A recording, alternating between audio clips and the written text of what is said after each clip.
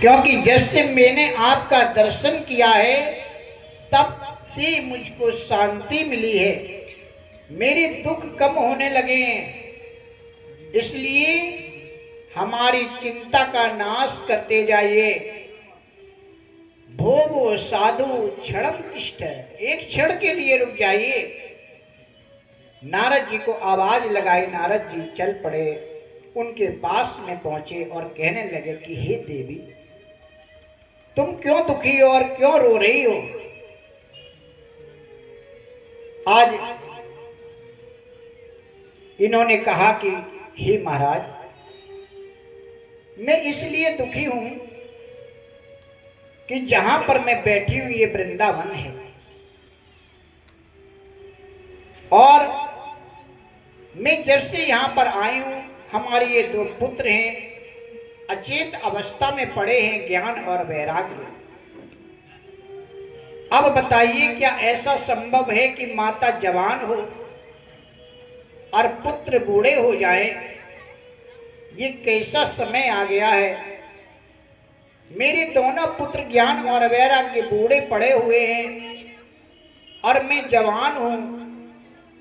मैं इसलिए दुखी हूं, इसलिए रो रही हूं कि मेरे पुत्रों को वृद्धावस्था कैसे आ गई और मेरे पुत्र अभी तक उठे नहीं हैं, सो रहे हैं। अहम भक्ति ख्याता इमौ में तनयो गतो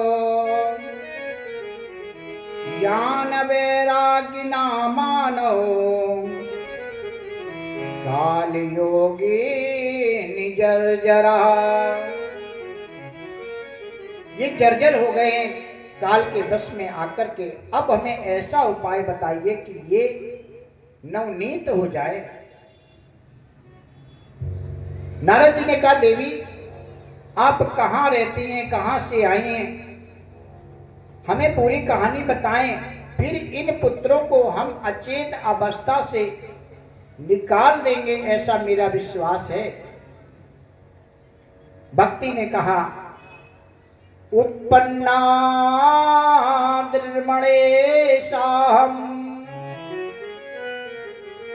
वृद्धिं कर्णाटिका गता कश्चित् महाराष्ट्रे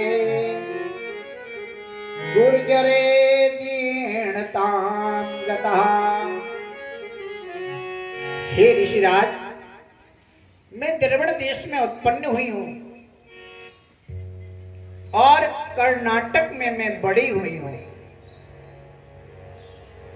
कश्चित महाराष्ट्र, कहीं कहीं मैं महाराष्ट्र में पूजी गई हूं और मेरा बड़ा मान सम्मान हुआ है।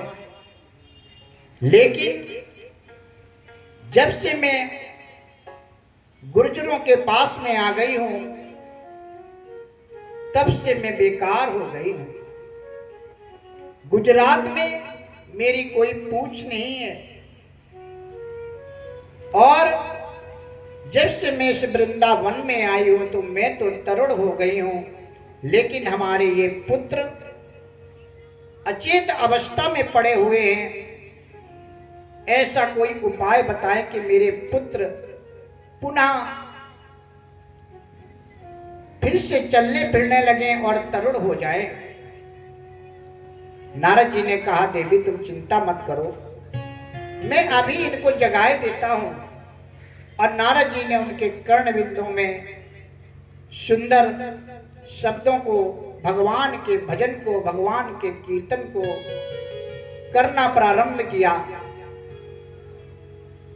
श्रीमन्नारायण नारायण नारायण,